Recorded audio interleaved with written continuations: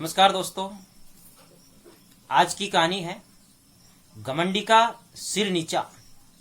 एक जंगल में दो पेड़ थे। एक बांस का पेड़ था और एक जामुन का पेड़ था। दोनों के बीच में अच्छी दोस्ती थी, दोनों के बीच में मित्रता हो गई थी।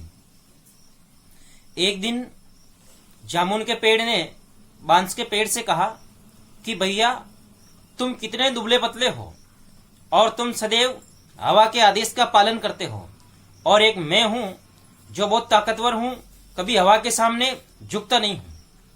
तब उस बांस के पेड़ ने कहा, देखो भैया, बात ऐसी है, हमें हवा के सामने सदैव झुकना चाहिए। मैं झुकता हूं, हवा मेरे से ऊपर होकर निकल जाती है, मैं वापस खड़ा हो जाता हूं, मेरे को कोई फर्क नहीं पड़ता है। और आप जो ये कह रहे हो ना, ये बहुत गलत है। तब जामुन के पेड़ ने बांस के पेड़ की बात नहीं मानी, उससे नाराज हो गया।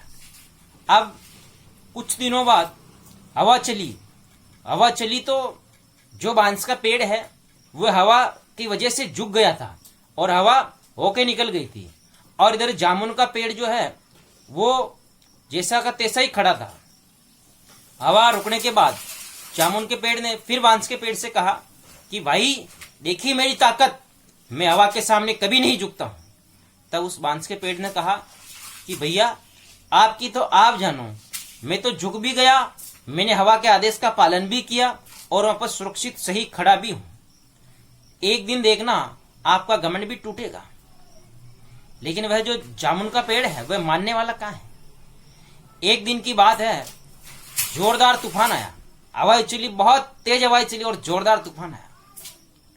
और वह जो बांस का पेड़ है वह तो झुक गया था थोड़ा, और हवा होके निकल गई थी। इधर जामुन का जो पेड़ है ना, उसकी जड़ें हिल गई थी, जड़ें जामुन के पेड़ की, जबकि इतना भारी भरकम था, वो बहुत ताकतवर था, बहुत मजबूत था, उसकी जड़ें हिला दी थी हवा ने, तूफान ने। जैसे ही उसकी जड़ें हिली तो वह जो जामुन का पेड़ है उसका घमंड टूट गया, चूर चूर हो गया था, धड़ाम से नीचे जा गिरा था।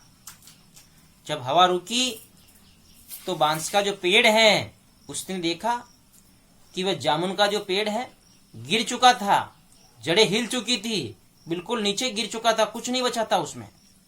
तब उस बांस के पेड़ ने मन में सोचा कि यदि उसने मेरी बात मान ली होती, इतना घमंड नहीं किया होता अपनी शक्ति का, अपनी ताकत का, तो आज उसकी जो हालत है ऐसी नहीं होती।